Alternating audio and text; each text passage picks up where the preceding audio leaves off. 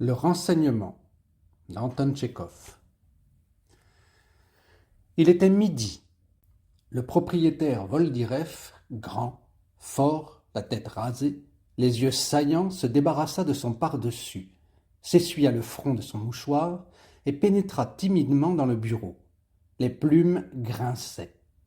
« Où puis-je avoir un renseignement ?» demanda-t-il au Suisse qui revenait de porter au fond de la salle un plateau avec des verres. « J'ai à prendre ici un renseignement et en relever copie sur le registre des arrêtés. »« Par ici, s'il vous plaît, monsieur.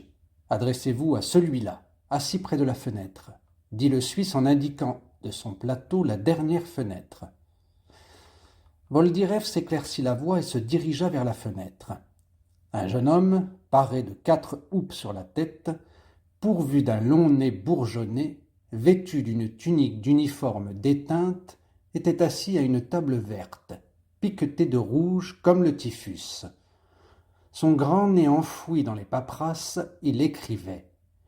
Une mouche déambulait près de sa narine droite, et il allongeait sans cesse dans sa direction la lèvre inférieure et soufflait sous son nez, ce qui lui donnait une expression très préoccupée. « Pourrais-je avoir ici un renseignement pour mon affaire » demanda Voldirev. « En même temps, je dois prendre copie dans le registre d'une décision du 2 mars. » Le fonctionnaire trempa sa plume dans l'encre et regarda s'il n'en avait pas trop pris. S'étant assuré que sa plume ne coulait pas, il se mit à griffonner. Sa lèvre s'allongeait toujours, mais il n'avait plus à souffler. La mouche avait déménagé sur son oreille. « Puis-je avoir ici un renseignement » répéta Voldirev au bout d'une minute. « Je suis le propriétaire Voldirev. »« Ivan Alexeïtch » cria le fonctionnaire à un de ses voisins, comme s'il ne remarquait pas la présence de Voldirev. « Tu diras au marchand Yalikov, quand il viendra au commissariat, de faire viser à la police la copie de sa demande. Je lui ai dit 1000 fois. » « Je viens au sujet de mon procès avec les héritiers de la princesse Gogouline, » murmura Voldirev. « C'est une affaire connue.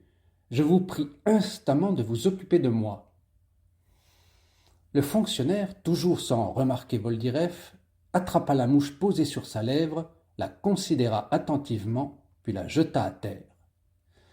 Le propriétaire toussota et se moucha bruyamment dans son mouchoir à carreaux. Mais cela ne servit à rien.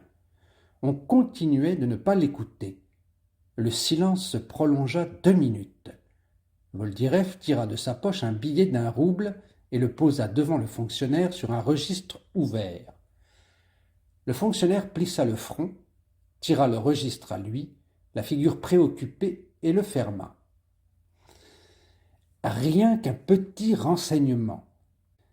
Je voudrais savoir sur quelle base les héritiers de la princesse Gogouline... Puis-je vous déranger un instant ?» Mais, occupé de ses pensées, le fonctionnaire se leva et, se frottant le coude, alla vers une armoire. Revenu à sa place, 1 minute après, il reprit le registre. 1 rouble se trouvait dessus. « Je ne vous dérangerai qu'1 minute. Je n'ai besoin que d'un petit renseignement. » Le fonctionnaire n'entendit pas. Il se mit à recopier quelque chose. Voldirev, fronçant les sourcils, regarda désespérément toute la gente écrivante. « Ils écrivent, fit-il en soupirant. Ils écrivent. Que le diable les emporte tous. » Et s'étant éloigné de la table du fonctionnaire au long nez, il s'arrêta au milieu du bureau, laissant avec découragement tomber ses bras. Le Suisse, qui repassait, tenant des verres, remarqua sans doute son air déconfit, car s'approchant, il lui demanda doucement. « Eh bien, vous avez eu votre renseignement ?»« Je l'ai demandé, mais on ne veut pas me parler. »« Donnez-lui 3 roubles, » murmura le Suisse. « J'en ai déjà donné 2. »« Donnez-en encore. » Voldirev revint vers la table et posa un billet de 3 roubles sur le registre ouvert. Le fonctionnaire attira de nouveau à lui le registre, se mit à le feuilleter, et tout à coup, comme par hasard, leva les yeux sur Voldirev. Son nez se mit à luire, rougit et se plissa dans un sourire. Tiens, que désirez-vous demanda-t-il. Je voudrais un renseignement à propos de mon affaire. Je suis Voldiref. Très agréable, monsieur. Pour l'affaire Gogouline, monsieur? Très bien, monsieur. Alors, que désirez-vous exactement? Voldiref lui expliqua ce qu'il demandait.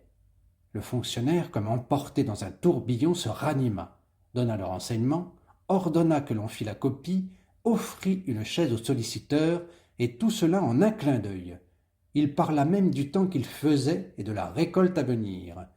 Comme Voldiref partait, il le reconduisit jusqu'au bas de l'escalier avec des sourires aimables et respectueux, ayant l'air prêt à se prosterner à chaque instant devant lui. Voldiref en était gêné, et obéissant à une impulsion intime, il tira de sa poche un rouble et le glissa au fonctionnaire. Et ce dernier, saluant et souriant toujours, happa le rouble comme un prestidigitateur, de telle sorte que le rouble ne fit que passer en l'air dans une lueur. En voilà des gens, pensa le propriétaire sortant dans la rue, et s'essuyant le front avec son mouchoir.